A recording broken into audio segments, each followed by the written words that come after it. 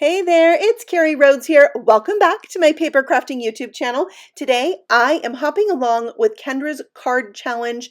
It's challenge number 16. This is the introduction of that challenge. With this challenge, you can make 15 cards with 6 sheets of 6x6 pattern paper, and then you enter those and you can win prizes from our company sponsors. You just need to go to kendrascardchallenges.com. You can download this right here, the challenge itself, which shows you how to cut up your 6 pieces of pattern paper and then how to take those pieces and make 15 cards. It's super fun and we have tons of inspiration for you today. Sketches 1 through 6 this challenge go with the card cutting essential dies that Kendra designed for Pink and Maine. So I'm going to use that because my challenge today is to make a card using sketch number 4. And so I'm going to cut out this largest die here from 3 pieces of paper, the white, the black, and this polka dotted purple paper. There you can see all of them cut up, and I'm going to collect the pieces I want from each color. So I want all the little squares in white, the grid framed piece in black, and the wide strip in the polka dotted purple, and I am going to add the black zigzag to my sketch. All right, I had to show you this. I showed it last time. We had a hop for Kendra's Card Challenge 15, but it's this zipper document bag. I can put all my extras for the card challenge in it, and it fits in the front pocket, the actual PDF. I love it. Okay, for the base of my card, I have this pattern paper that I'm going to build everything on. And I'm showing you the sketch there and showing you all my pieces so you can see how it all fits together. But now we need to do the fun part, which is the stamping. I have these super cute stamps from Lawn Fawn, who is one of the sponsors for Kendra's Card Challenge number 16. And I just thought these little wolves would be super fun.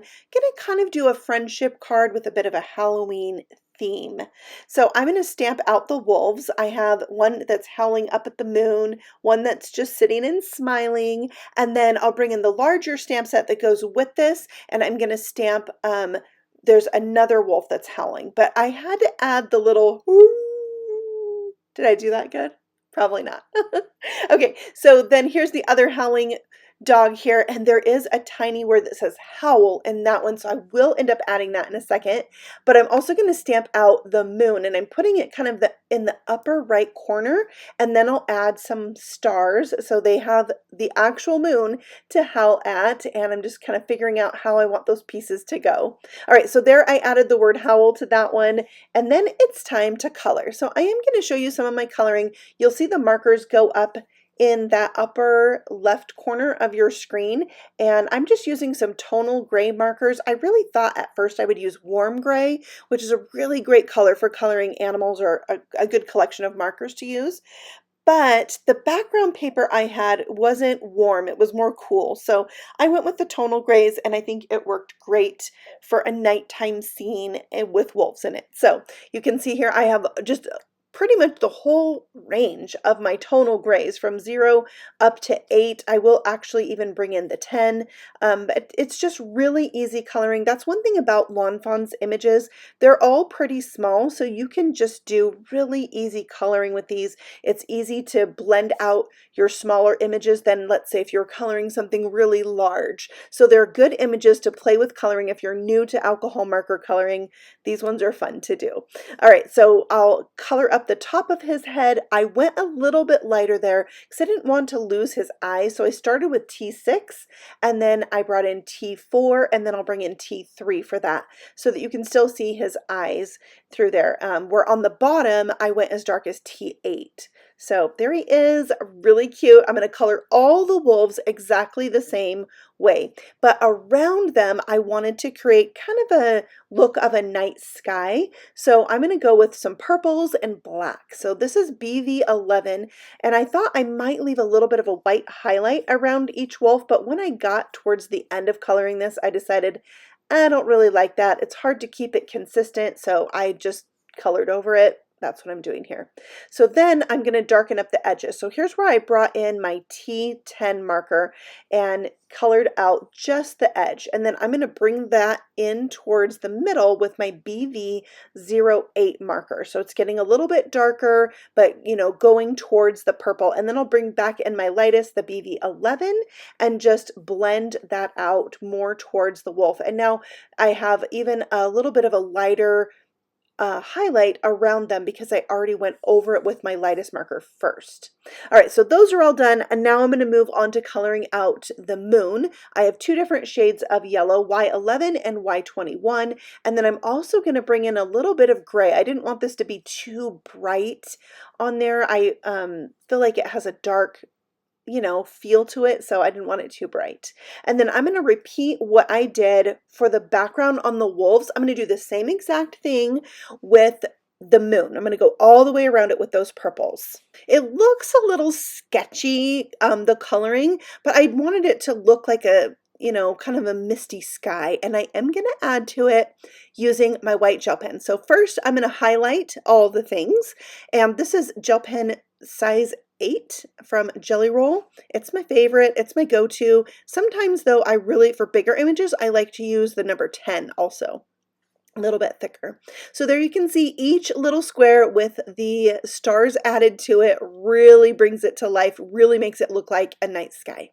All right, I'm adding that black frame to a piece of cardstock that's just under 3 3/4 by 3 3/4 so that it fits easily behind the frame, which is actually 3 3/4 by 3 3/4. So I just cut it a little bit smaller, glued that down, and then I have a place to glue down each of my little squares because I ended up wanting to pop that up. So that's why I needed that white piece on the back. All right, now it's time to put the sketch together. So there's the wide strip. This is the piece I added that's not in the sketch, the little zigzag. I just felt like it went really well with my particular card.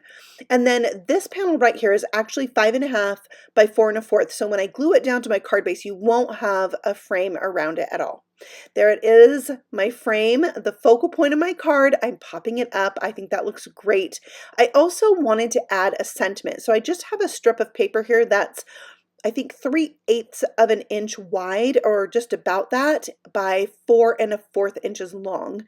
So I'm going to stamp one of the sentiments from the smaller set that says, "How'll always be your friend." Like, I'll always be your friend, but howl, it's very cute.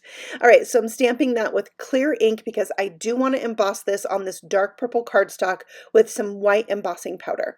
So I made sure I used some powder on that so that the embossing powder only sticks to where I stamped my image, and then it's time to melt that powder and it's ready to go on my card. So a little bit of this is going to hang off. That's why I didn't put the glue all the way to the end.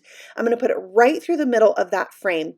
And now it's time for embellishment. So I'm going to add on these embellishments, and while I do that, I want to make sure that you know there is a giveaway on today's hop.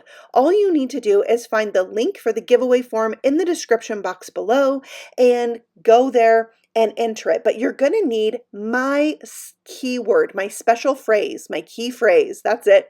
My key phrase is whimsy stamps.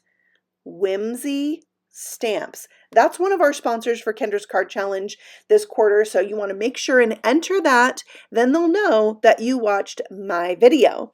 And every other person that's doing this hop has their own key phrase, so you can use that and enter lots of times for the giveaway for today's hop. Now, there are other giveaways that I mentioned at the beginning of the video, over $1,000 in giveaways, and that's when you make the cards from Kendra's Card Challenge. Do 15 cards, one with each of the sketches, and then you enter those. So make sure you go to kendrascardchallenge.com. You'll get all the details. All the links for these things are in the description box below this video, so you can go check that out. I am adding a bunch of stars to this card. I have some that are more like rhinestones, and I have some that are flat like confetti, and I just went to town adding those on. They're all from Trinity Stamps. I love their embellishments. Okay, so let's check out my finished card next to the sketch. I think I did pretty good with just a few add-ins, but that's what's great about these challenges. It gives you a place to start, and then you can get creative as you go. Your inspiration will just start to build and build, and you can customize your card from that sketch. I thank you so much for stopping by. Enjoy the hop. You'll find each video in the playlist in the description box below. If you're new to my channel, feel free to subscribe because I have paper crafting videos for you all the time. And I'll see you on the next one. Happy stamping! Bye!